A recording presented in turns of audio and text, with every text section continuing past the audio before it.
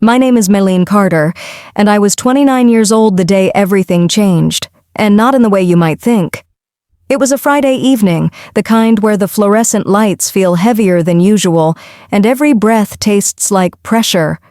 But my heart? It was buzzing like electricity trapped beneath skin. The regional director stepped out of the boardroom, eyes scanning the room until they landed on me, and then he said it. Words that would shatter everything I thought I knew about success and family. You're the youngest woman ever promoted to vice president of strategy in this company's history. Congratulations, Maline. You earned this. For a second, I thought he was joking. My breath caught. But then the room erupted in applause. My team surrounded me, hugging, cheering. Someone even popped a bottle of champagne.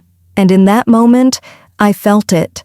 10 years of 70-hour weeks, skipping holidays, missing birthdays, silently absorbing every insult while my brother Kyle flirted with interns and treated corporate meetings like social mixers. It had all led here. I made it. And the very first person I texted? My mother. Mom, I did it. VP, they promoted me. Her reply came fast.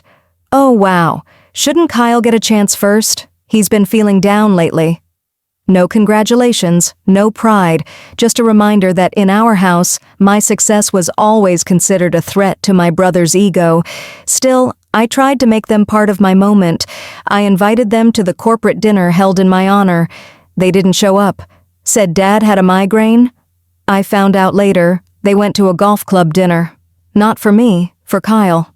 To celebrate his new title. Assistant manager at some barely funded startup my uncle ran.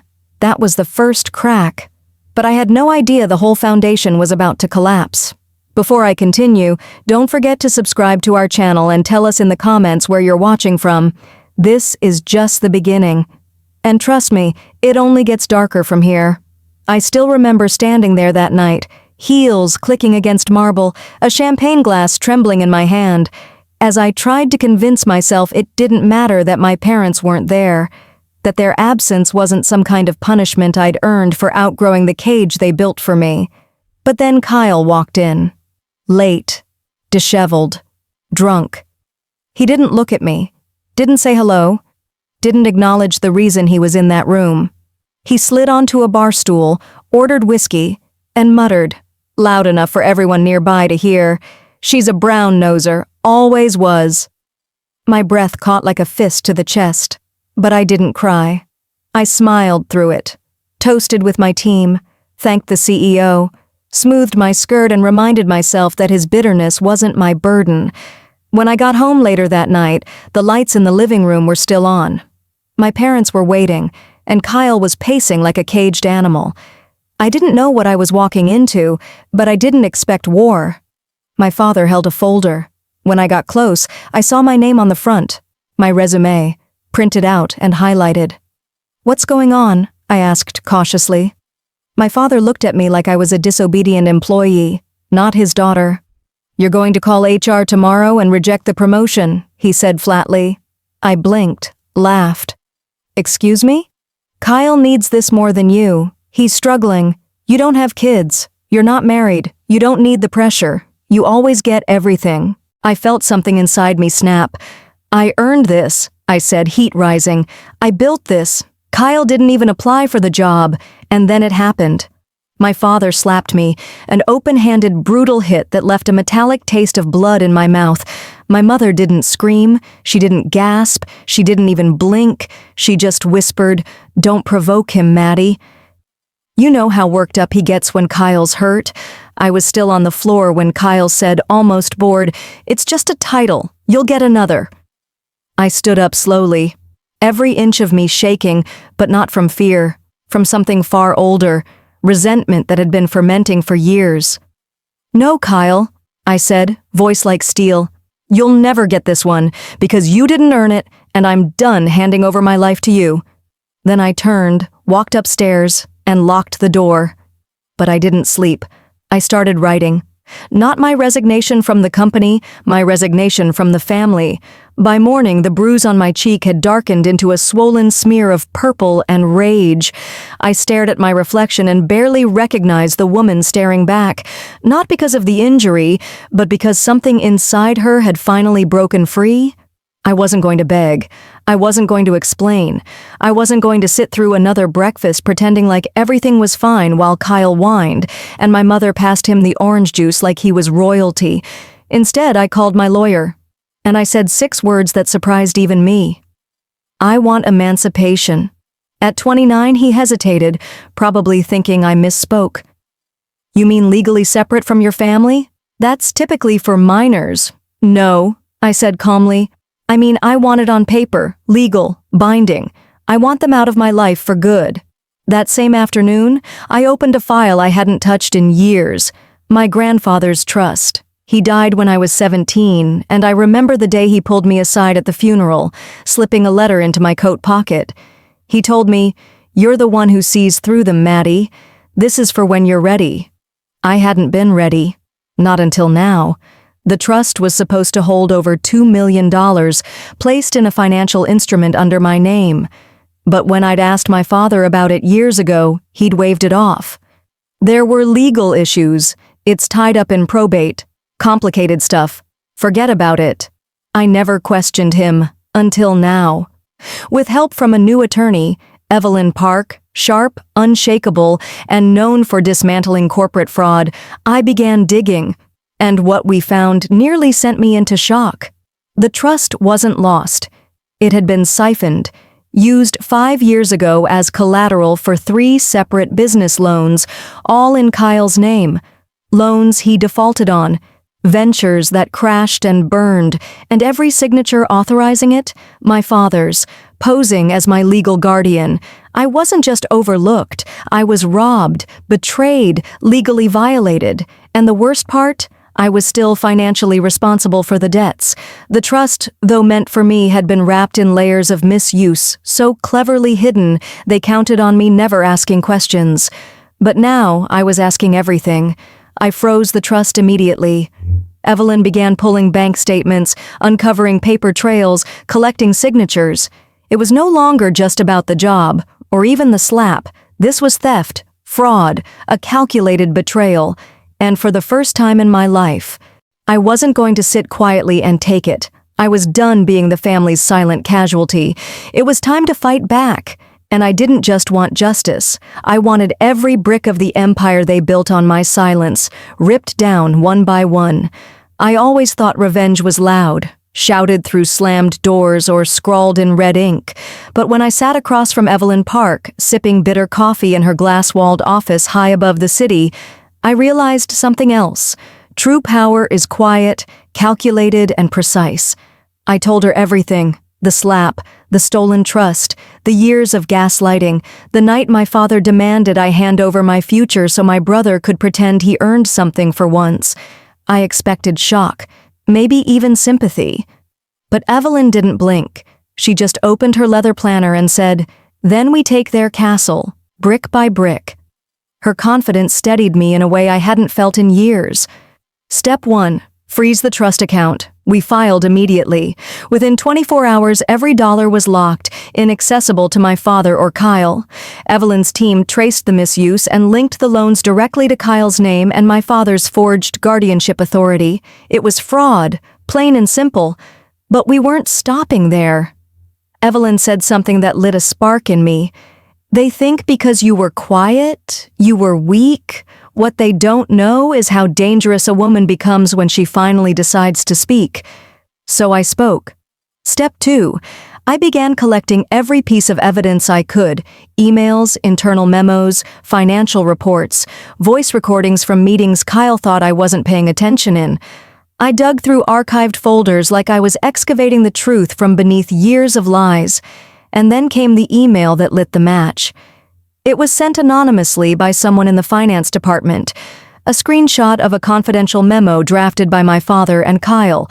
The subject line, "Contingency plan, replacing VP strategy position, Q4 transition."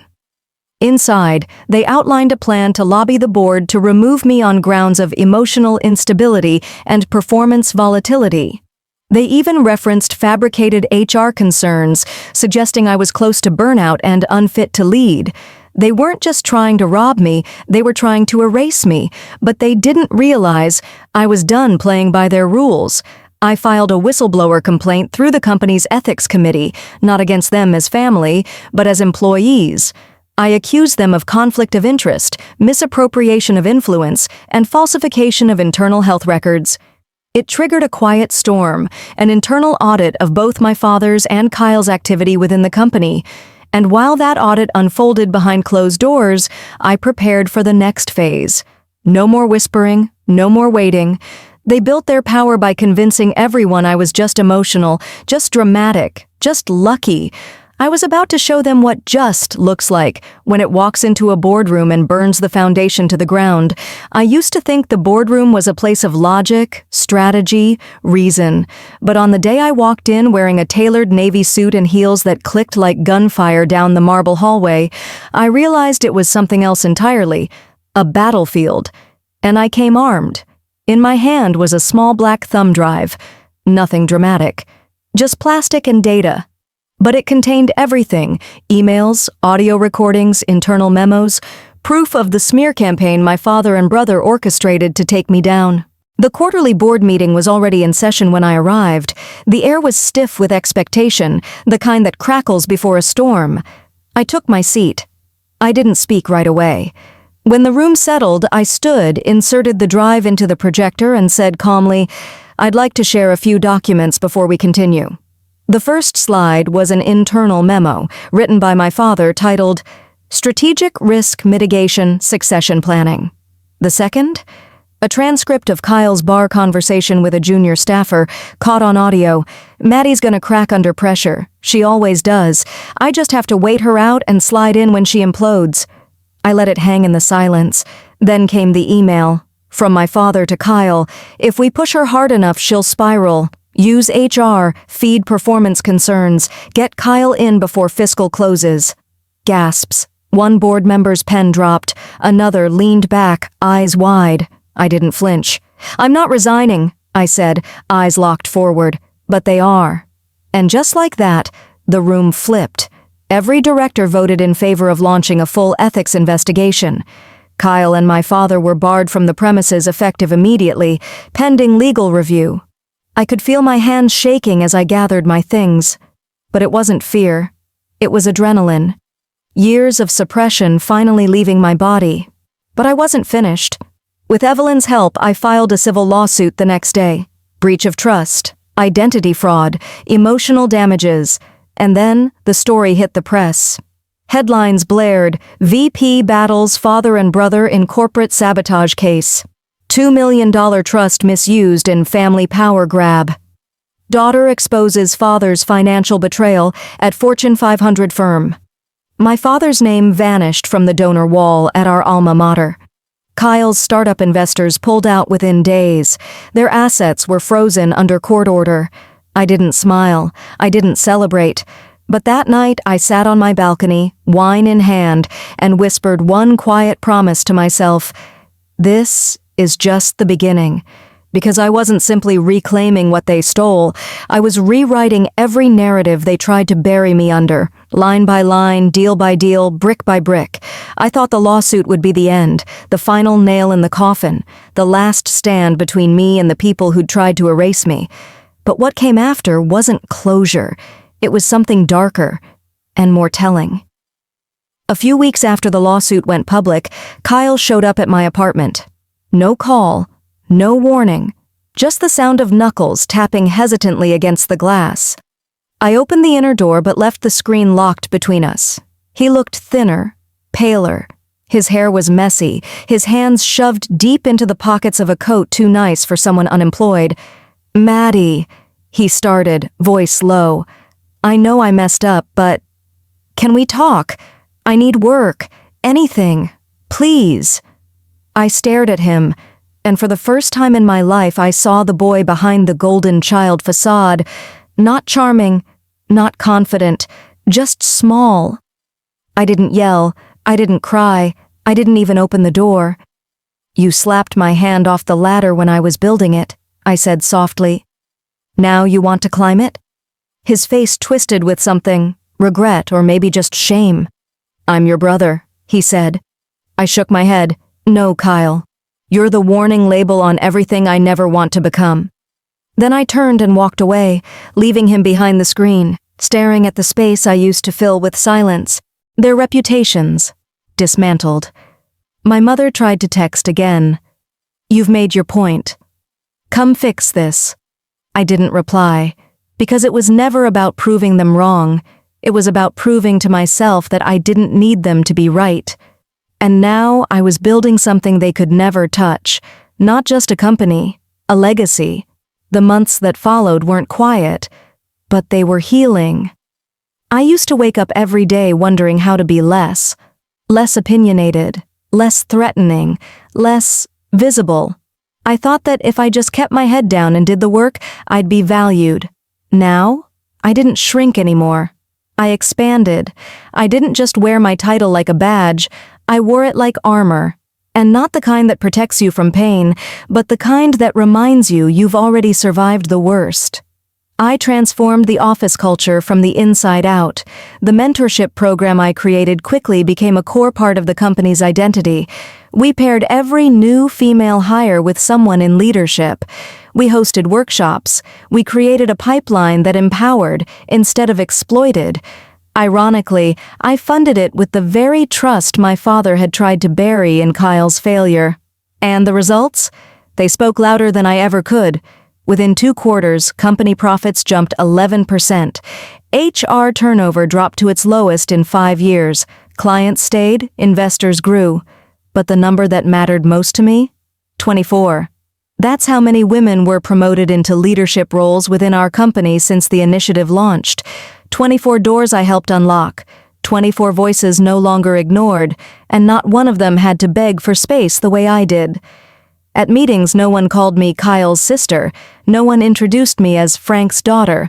They called me what I had become on my own terms. Maline Carter, president, strategist, founder of Equity Rising.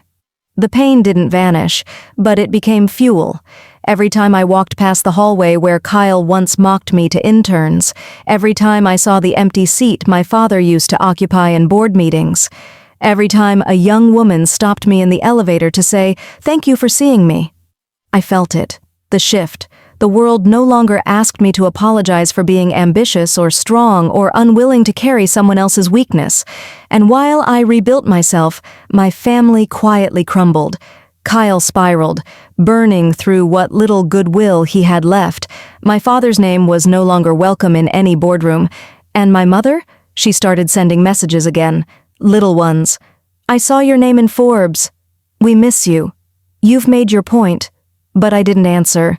Because this wasn't about revenge anymore. It was about rebirth. They had tried to erase me to make room for him. But now, every building they pass bears my name. Every corporate door they knock on leads to me. Every rejection they face is a shadow of the one they gave me. And I've never been more at peace, not because they lost, but because I finally stopped needing them to win. The collapse didn't come all at once. It was slow, unraveling, like watching a statue crumble grain by grain until all that's left is dust and regret. Kyle's fiancée left first. She'd stayed quiet during the early stages of the lawsuit, but once the court documents became public and reporters started circling, she packed her bags. She didn't even leave a note, just forwarded me the final email my father had sent her. This will blow over. Maline always makes things bigger than they are. Funny, the same man who called me overdramatic was now begging the media for mercy. My father's former business partners dropped him next. Calls stopped being returned. Invitations dried up. Even the alumni network, the one he clung to like a badge of prestige, removed his donor status once the fraud charges hit the news. Their bank accounts were frozen, pending a final ruling. Creditors lined up like wolves. And the 5-bedroom suburban dream house my mother once bragged about? Gone. They moved into a tiny rental on the edge of town. My mother picked up part-time work at a florist. My father stopped leaving the house entirely. They called, left voicemails, sent emails, each one more desperate than the last. But it was the text that broke something in me. "You've made your point. Come fix this." As if I had created the fire, not simply survived it, I didn't respond. I didn't even save the number. Because what they never understood is that I wasn't trying to prove anything anymore. I wasn't the little girl standing in the shadow of a brother who never earned his praise. I wasn't the daughter flinching under her father's temper. I wasn't the placeholder in a family that never made room for me. I was something they never expected, a woman who no longer needed their approval to exist. And that was the cruelest punishment of all, because you can rebuild from scandal, you can recover from financial loss, you can start over after humiliation, but you can't undo being irrelevant to the very person you once controlled. Now, when they walk past buildings etched with my name or hear executives reference Madam President, they don't just see what I've become, they see what they'll never be part of. And I don't say that with pride, I say it with peace. Because the most powerful form of closure isn't confrontation, it's success in silence, no screaming, no second chances, just a quiet life they'll never be invited into again. It was a cold November afternoon when the final chapter wrote itself. I was reviewing project proposals in my office when my assistant knocked. "You have 2 guests," she said quietly. "They say it's urgent." I didn't need names. I already knew. My parents walked in looking nothing like the people who once ruled over my life with cold authority. My father's hands trembled, not from age, but from the withdrawal of control.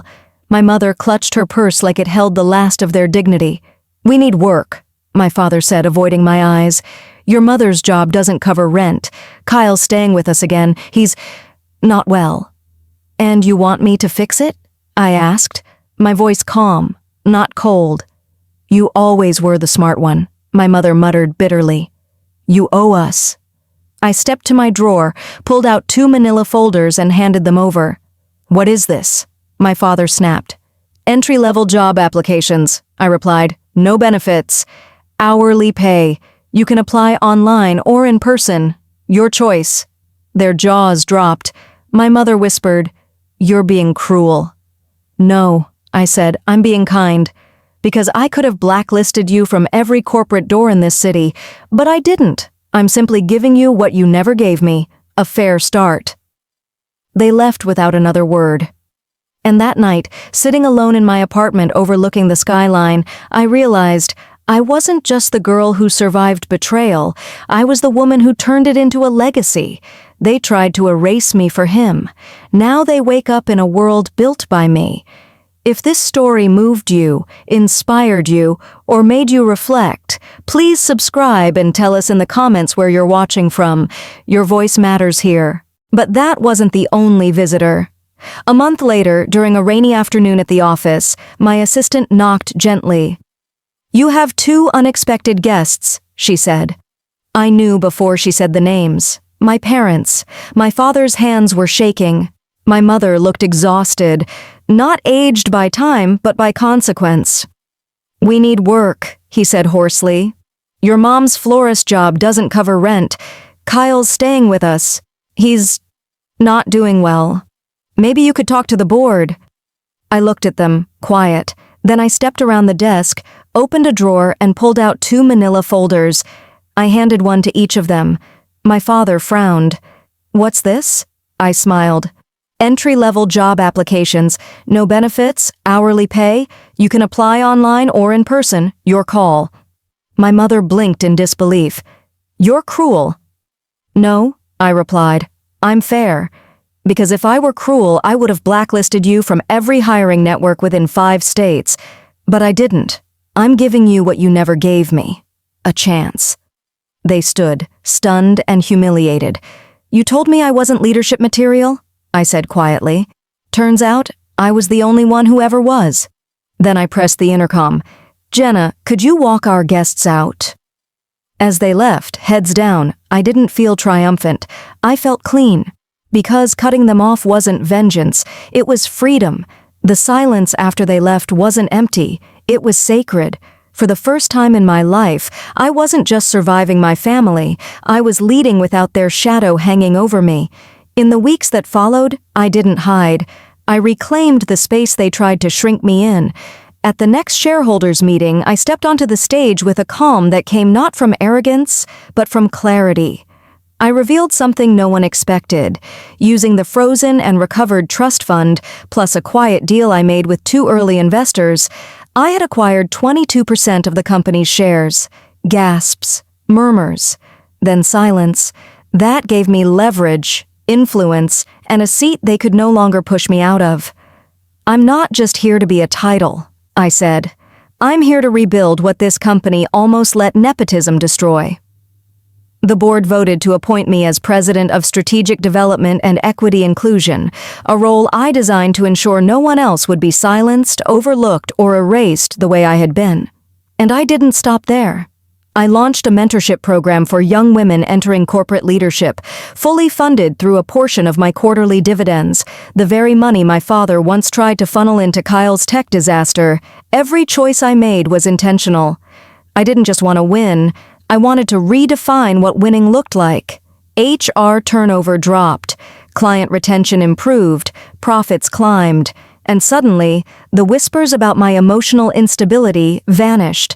In every meeting, I was no longer Frank's daughter or Kyle's sister. I was Maline Carter, president, leader, architect of my own future. And while I rose, they unraveled. Kyle's fiancée left after reading the court filings. My dad's business partners cut ties. Their assets were frozen.